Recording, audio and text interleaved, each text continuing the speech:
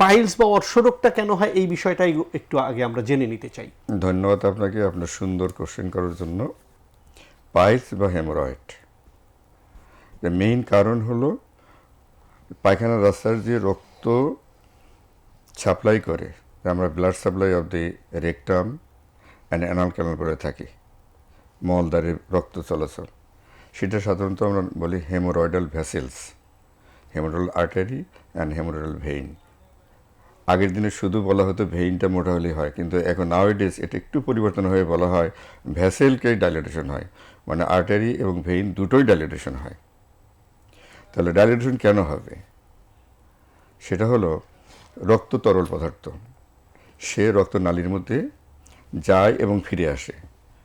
Artery দিয়ে যায়, যেটা ধমনী দিয়ে যায়, আর ভেইন বা শিরা দিয়ে চলে আসে, যে টিস্যুর ভিতরে কাজকর্ম করে শক্তি উৎপন্ন করে কার্বন ডাই অক্সাইড যুক্ত হয়ে তারপরে ফিরে আসে। আর যে যায় সে অক্সিজেনযুক্ত রক্ত যায়, যে টিস্যুর মধ্যে শক্তি তৈরি করে। কাজ শেষ হয়ে গেলে কার্বন ডাই অক্সাইড যে তৈরি হয় সেটা ব্লাডের সাথে মিশে চলে আসে রক্তনালী দিয়ে, এটা লাংসে আসবে, হার্টের মাধ্যমে লাংসে যাবে, সেখানে পিউরিফাই হবে, অক্সিজেনেশন, কার্বন ডাই অক্সাইড বের করে দেবে, অক্সিজেন ভিতরে ঢুকে আবার রিসার্কুলেশন হয়। তাহলে এই রক্তনালী সাধারণত রক্ত তরল পদার্থ, সর্বত্র আমরা জানি তরল পদার্থগুলো নিচের দিকে থাকতে পছন্দ করে।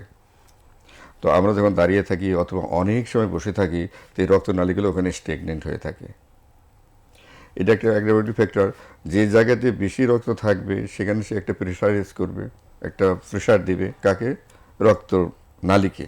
তো রক্তনালী কোথায়? হেমোরয়েডের রক্তনালী হলো হেমোরয়েডাল ভেসেলস, থাকে তিনটা জায়গাতে। যেমন আমি কিছুক্ষণ আগে বললাম ঘড়ির কাঁটার 3 o'clock position, 7 o'clock position and 11 o'clock position.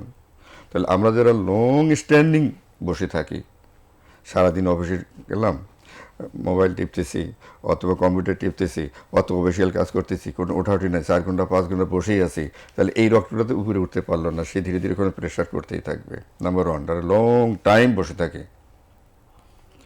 2 নাম্বারটা কি? আমরা খেলাম, ধরেন আমরা যে খাবারটা খাই সে মুখের মধ্যে চাবানোর পরে সে খাবারটা ইসোফেগাস হয়ে কোথায় চলে আসে? খাদ্য থলিতে চলে আসে। খাদ্য থলিতে 3-4 ঘন্টা শক্ত খাবারগুলো 3-4 ঘন্টা থাকে, সেখান থেকে ডিউডেনাম হয়ে স্মল ইন্টেস্টাইন যাকে বলে ক্ষুদ্রান্ত্র, আর হলো কোলন যাকে বলে আমরা বৃহদন্ত বলি, এই জায়গায় চলে আসে। এখানে একটু পরিবর্তন, যে খাবারগুলো আমরা খাই যখন খাদ্য থলি থেকে খাদ্য নালীতে আসে, যেটা আমরা স্মল ইন্টেস্টাইন বলি, ক্ষুদ্রান্ততে বলি, এইখানে লিভার থেকে কিছু রস আর অগ্নাশয় যেটা প্যানক্রিয়াস থেকে কিছু রস, লিভার থেকে বাইল আসে অ্যান্ড প্যানক্রিয়াস থেকে ট্রিপসিন অ্যামাইনো লাইপেজ, সংক্ষিপ্ত বলছি, এরা এসে প্রোটিন, কার্বোহাইড্রেট এবং ফ্যাটস জাতীয় খাবারকে হজম করে। হজম করার পরে একে ভেঙে ফেলে এটা যখন এই ছোট স্মল ইন্টেস্টাইন যেটা বললাম, এর গাত্রতে অনেক ভিলাই মাইক্রোভিলাই থাকে, তারা সার অংশটা আমাদের যে প্রয়োজন জিনিসটা তারা অ্যাবজর্ব করে নিয়ে লিভারে চলে যায়। আর অসার অংশটা এই স্মল ইন্টেস্টাইন থেকে যে জন্য মাইলাম বলি, এখান থেকে ধীরে ধীরে আমরা কোলনে চলে যায়। তাহলে কাজ হলো স্মল যে ক্ষুদ্রান্ত, এর কাজ হলো সার অংশগুলোকে অ্যাবজর্ব করে নেওয়া। আর বৃহদণ্ডটা হলো সার অংশ অ্যাবজর্ব করে নেওয়ার পরে যে উচ্ছিষ্ট পদার্থ থাকে সেটা কোলন অথবা বৃহদন্তের মধ্যে চলে যায়। আর বৃহদন্তের কাজ কি? ওর মধ্যে যতক্ষণ থাকবে সে শুধু পানি এবং ইলেকট্রোলাইট, পানি এবং ইলেকট্রোলাইট, ইলেকট্রোলাইট মানে সোডিয়াম ক্লোরাইড, পটাশিয়াম, এই যেটা জিনিসগুলো অ্যাবজর্ব করে নেয়, শোষণ করে নেয়।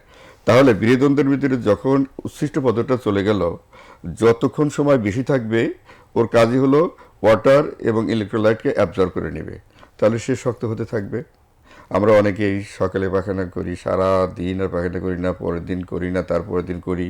তো এরকম 1-2 দিন যদি থেকে যায় বা একদিন থেকে যায়, ওর কাজই হলো বড়ভুঁড়ি যেটা বলি আমরা, লার্জ ইন্টেস্টাইন যেটা বলি বা বৃহদন্ত যেটা বলি, ও শুধু পানি আর ইলেকট্রোলাইট অ্যাবজর্ব করে নেবে।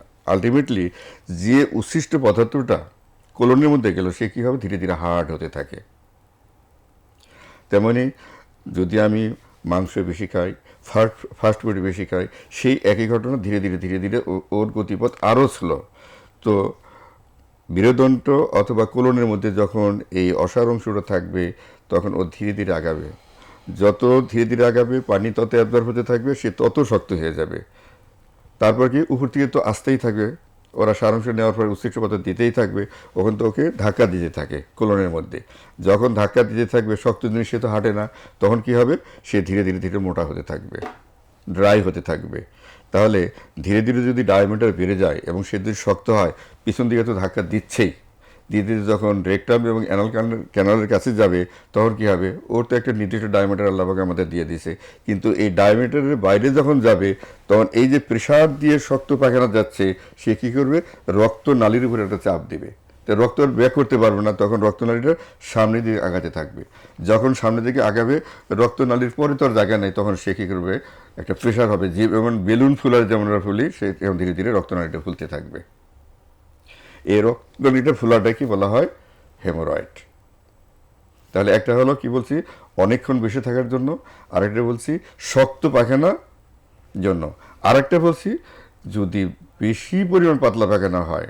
আমাদের অনেকে যে পায়খানা করে আসলাম, আবার একটু পরে আবার করে আসলাম, যে পায়খানার বাথরুমে বসে অনেক সময় বসে ব্যাগ কোথায় ক্ষতি করি, প্রেশার দেই, হোক একটু উঠে যাই আবার আসি, এরকম অনেক কন্ডিশন হয়। সেখানেও কি হয়, প্রেশার পড়ে। কার উপর প্রেশার পড়ে, রক্তনালীর উপর প্রেশার পড়ে। তাহলে কি হবে, রক্তনালীর ভিতরে যখন প্রেশার পড়ে, এই রক্তনালীর তখন ডাইলেটেশন হয়, মোটা হয়, ইলুঙ্গেশন হয়, বড় হয়, টক্সিসিটি হয়, ওর দিকে আমরা যাওয়ার জায়গা নেই, এই জন্য আঁকা পাকা থাকে। একেই বলে হেমোরয়েড বা পাইলস। তো হেমোরয়েড বা পাইলসকে আমরা সাধারণত দুই ভাগে ভাগ করি। একটা হলো ইন্টারনাল হেমোরয়েড বা ভিতরের পাইলস, একটা হলো বাইরের পাইলস। বাইরের পাইলসটা আমরা দেখতে পারি, কিন্তু ভিতরেটা দেখতে পারি না।